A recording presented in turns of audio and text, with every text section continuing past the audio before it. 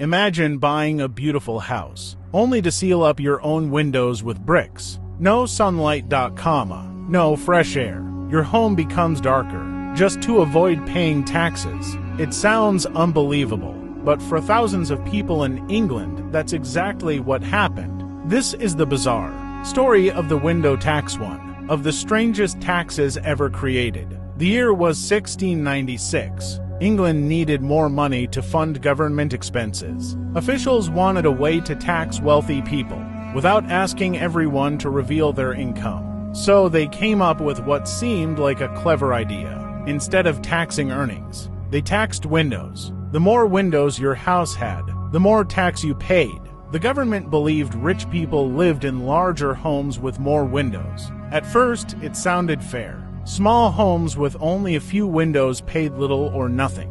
Large homes with many windows paid much more. But people quickly realized there was an easy way to avoid the tax. Simply, get rid of the windows. Across England, homeowners literally filled their windows with bricks. Entire rows of houses suddenly became darker. Fresh air became harder to get. Some families chose to live in gloomy homes rather than pay the government. Today, if you visit parts of England, you can still spot old buildings with windows permanently bricked up, a lasting reminder of the tax. The window tax had consequences no one expected.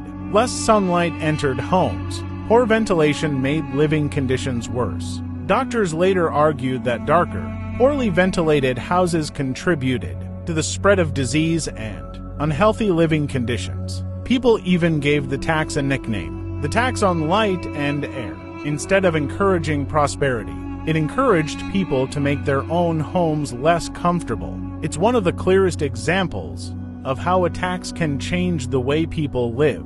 As strange as the window tax was, it wasn't the only bizarre tax in history.